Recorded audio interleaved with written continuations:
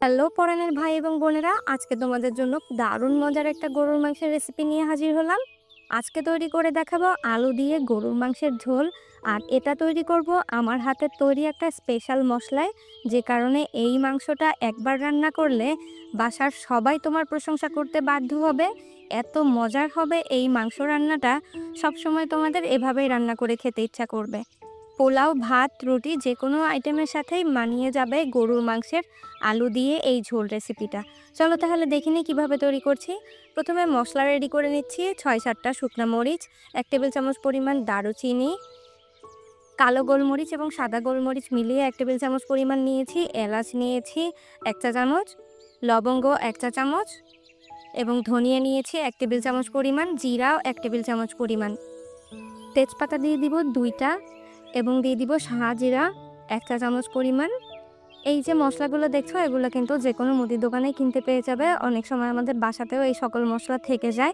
তো এই মশলাটা আমরা 1 থেকে 1.5 মিনিট এভাবে চুলায় টেলে নিব। আর এটা খুব লো আঁচে করতে হবে, শুধু মশলাটা একটু গরম হলেই হবে।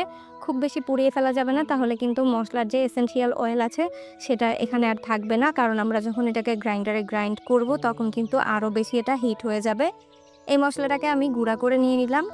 আর এখানে সরিষার তেল নিয়ে নিচ্ছি 1/4 কাপ পরিমাণ।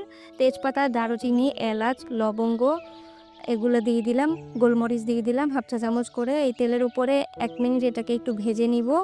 যখন একটু ঘ্রাণ বের হবে তখন এর মধ্যে পেঁয়াজ কুচি দিয়ে দিব 1 কাপ পরিমাণ। পেঁয়াজটাকে একেবারে ব্রাউন কালার করে আমাদের এখন ভেজে নিতে হবে। আমরা এখানে একটা রসুনের কোয়া ছাড়িয়ে দিয়ে দিয়েছি, খোসাগুলো খুলে তারপর রসুনটা দিয়ে দিলাম। লাল মরিচের গুঁড়া দিয়ে দিলাম 2 চা চামচ পরিমাণ।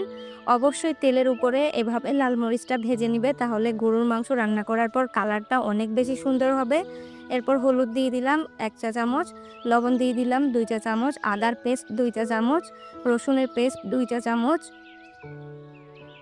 এবার এই মশলাটাকে খুব ভালোভাবে কষিয়ে নিচ্ছি। আমি কিন্তু এখানে পেঁয়াজ বাটা ব্যবহার করিনি। আর যে মশলাটা আমরা রেডি করেছিলাম সেখান থেকে 3 টেবিল চামচ পরিমাণ মশলা দিয়ে দিলাম। আমি যে পরিমাণে মশলা রেডি করেছিলাম তাতে তোমরা প্রায় 4 কেজি পরিমাণ গরুর মাংস রান্না করতে পারবে। এবার আমরা এখানে 1.5 কেজি পরিমাণ গরুর মাংস দিয়ে দিলাম। এখানে হাড় চর্বি সহ মাংসটা আছে। ভালোভাবে প্রথমে ধুয়ে পরিষ্কার করে পানি ঝরিয়ে তারপর মাংসটাকে দিয়ে দিতে হবে। মাংসটাকে এই মশলার উপরে আমরা একটু সময় নিয়ে কষিয়ে নিব। গরুর মাংস যত বেশি পরিমাণ কষানো হবে তত বেশি টেস্ট হবে। চুলার আঁচটা এই পর্যায়ে মিডিয়ামে রাখতে হবে। আর এখন কিন্তু কোনো পানি এখানে অ্যাড করিনি। আস্তে আস্তে দেখবে যে কিছুক্ষণ পর পর এভাবে ঢাকনা দিয়ে ঢেকে রান্না করব আর নেড়েচেড়ে দিব। আর দেখবে আস্তে আস্তে একটু একটু করে পানি ছাড়বে মাংসের গা থেকে। আর এই পানিতেই আমাদের মাংসটা কষানো হয়ে যাবে। তাই চুলার আঁচটা মিডিয়ামে রেখে কিছুক্ষণ পর পর ঢাকনা তুলে আমাদের নেড়ে দিতে হবে। দেখতেই পাচ্ছেন কতটা পরিমাণ পানি বের হয়েছে মাংসের গা থেকে। আর কালারটাও চেঞ্জ হয়ে এসেছে। উপর থেকে তেল ভেসে উঠলে তখন আমরা এভাবে আলুটাকে অ্যাড করে দিব। এখানে আমি প্রায় 400 গ্রাম পরিমাণ আলু নিয়েছি, ছিলে টুকরা করে দিয়ে দিয়েছি।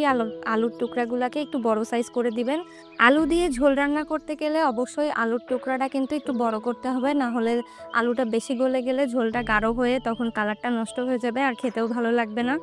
এভাবে আলু দিয়ে কিছুক্ষণ কষিয়ে নিলে যখন দেখবেন উপর থেকে অনেক বেশি তেল ভেসে উঠেছে, ঝোল শুকিয়ে এসেছে একেবারে, তখন এর মধ্যে কুসুম গরম পানি অ্যাড করে দিতে হবে যতটুকু পরিমাণ আমরা ঝোল রাখতে চাই।